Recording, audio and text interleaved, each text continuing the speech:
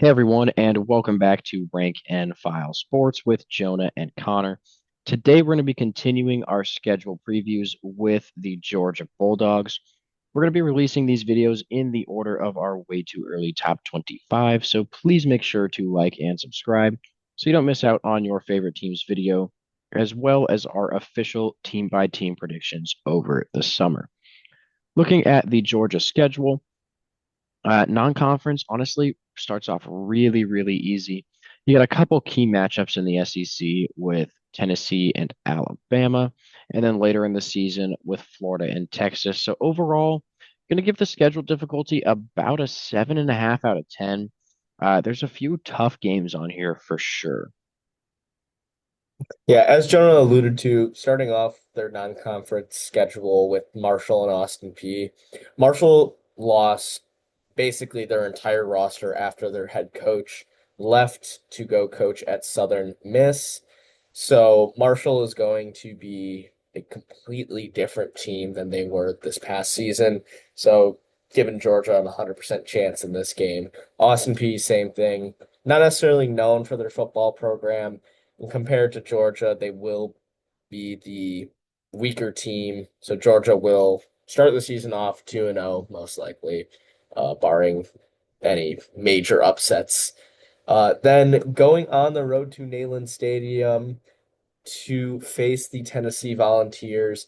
This will be interesting. Tennessee's been up and down the past couple seasons in their big SEC games. Obviously, they had the win over Alabama last season. Um, so this will be an interesting one, especially with Georgia having Gunnar Stockton as their quarterback, most likely.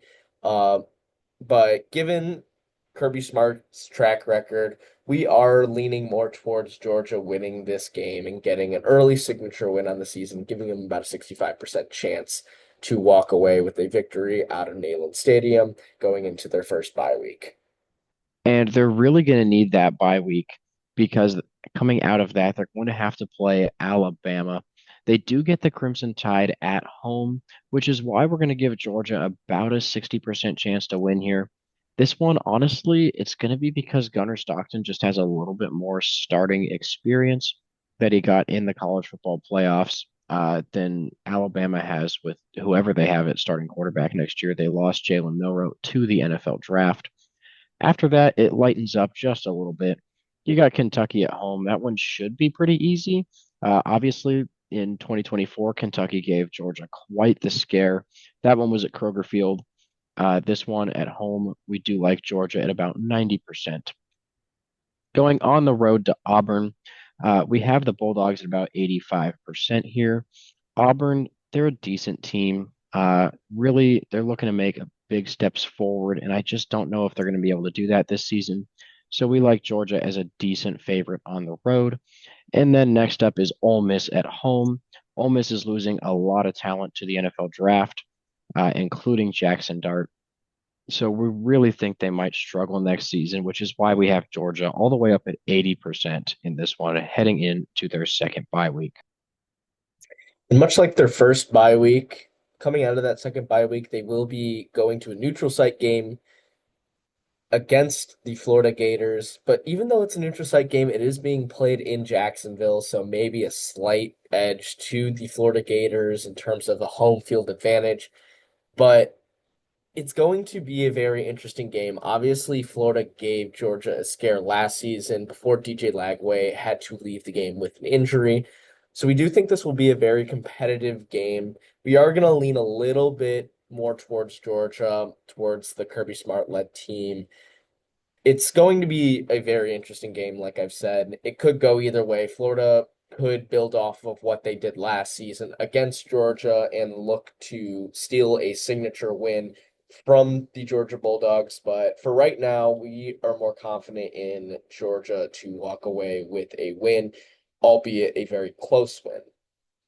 Following week, going to Mississippi State. Mississippi State is in a very rough spot right now, not giving them much of a chance to win this game, but just because it is a conference game, giving them about a 95% chance to win here.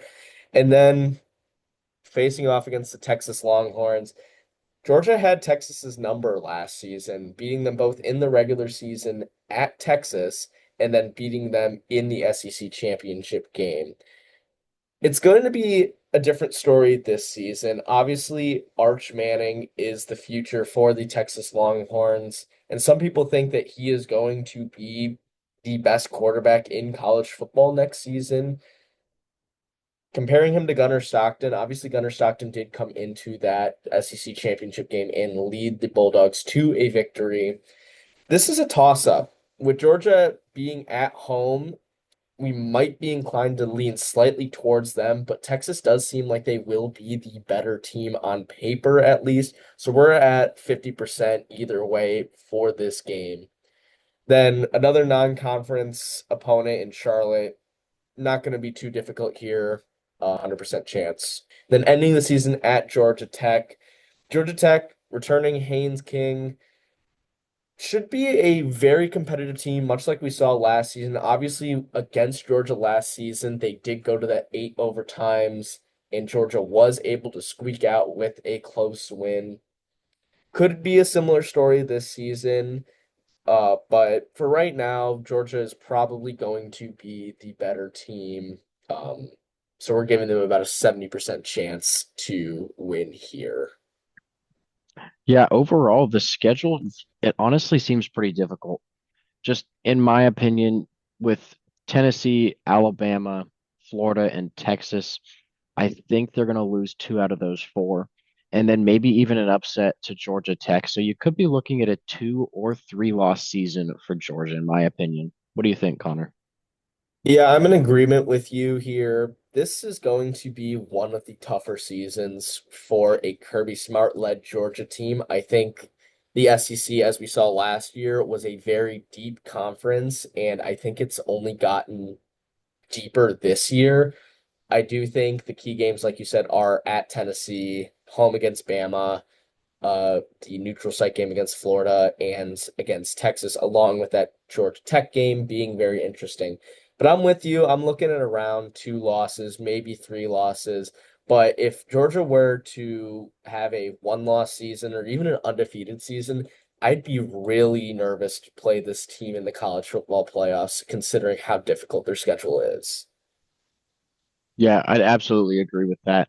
Looking at the 2024 record, they did go 11-3 before falling to Notre Dame in the college football playoff quarterfinals.